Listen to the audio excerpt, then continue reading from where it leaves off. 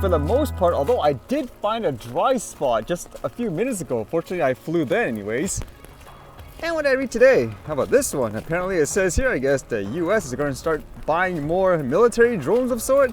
This one says Pentagon buys 2 new types of drones under Replicator initiative.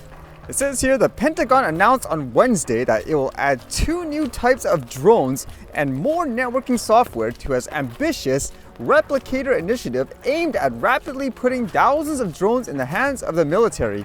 Deputy Secretary of Defense Kathleen Hicks said the Andro Industries Ghost X and the Performance DroneWorks C-100 UAS were selected under the Replicator program to help build the Army's company-level small UAS effort. The Replicator initiative, announced last year, is an ambitious effort to quickly muster and deploy large numbers of cheap drones by August 2025. The Pentagon targeted spending $500 million annually on the plan to network and task thousands of cheap, smart combat drones for any future conflict. I believe I read something like this before, where they want the tech to evolve faster and less expensive in the same, I guess, direction, kind of like smartphones. I believe that's the example I heard. They want new reiterations every single time. I know for consumers anyways, it's not usually a good idea to keep buying a new model every year, even if it's a little bit of an upgrade, for example. It says the Replicator 1 initiative was designed to be a pathfinder to a new way for the Pentagon to quickly solve a hard problem, something which President-elect Donald Trump's incoming administration may use to streamline defense acquisition. A future second iteration of Replicator, dubbed Replicator 2, will address how to defeat enemy drones. Today's announcement is for the second tranche of buys under the Replicator 1 initiative.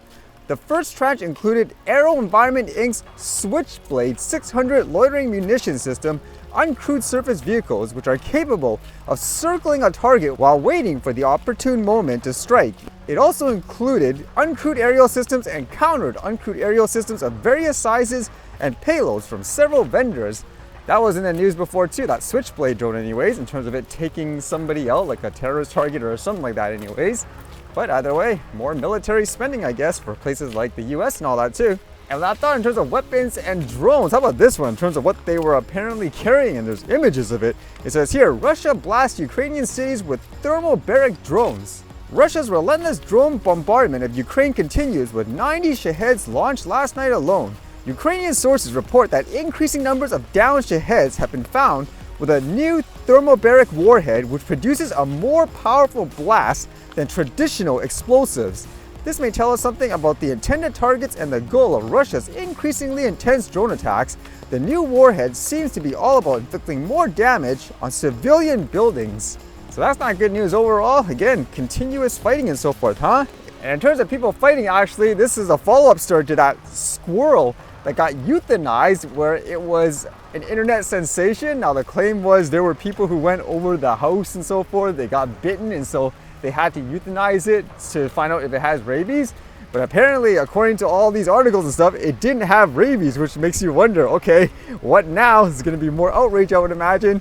It says, Peanut, the social media star squirrel, at the center of the national furor after it was seized from its owners in upstate New York and euthanized, has tested negative for rabies, a county official said Tuesday. The State Department of Environmental Conservation took the squirrel and a raccoon named Fred on October 30th from Mark Longo's home and animal sanctuary in rural Pine City, near the Pennsylvania border. And they clarify here, why did they actually go after the person at first? Because it says the agency said it had received complaints that wildlife was being kept illegally and potentially unsafely, but officials have faced a barrage of criticism for the seizure. Government workers said they have since faced violent threats. So aside from trying to find out who exactly reported this and so forth, that actually doesn't make sense overall, because if they actually were going to investigate where an animal was potentially being illegally kept, let's just say they thought it was dangerous, wouldn't you go there prepared, for example, with gloves and all that as well? That in itself doesn't make sense in terms of claiming you got bitten and then you have to euthanize it to test if it has rabies. Why would you go unprotected? That doesn't make sense, huh? And it says, for example, for the owner, it's no big shocker to me considering I lived with Peanut for 7.5 years and Fred for 5 months. I'm not foaming at the mouth, he said. I knew the test results were going to be negative. And with that, they said an internal investigation will be done. One thing that also came up here was people are curious, who made this complaint? Can you actually ever find out? Because apparently you can file complaints anonymously, which would mean you can't find out, correct? Or could they? If they, let's just say, went to court or something like that. I don't doubt in this case you could, but it just makes you wonder who exactly reported this, considering how prevalent this thing was online, like this squirrel. Either way, let's see if this will get people, I guess, fighting even more again, huh? People want answers over the squirrel.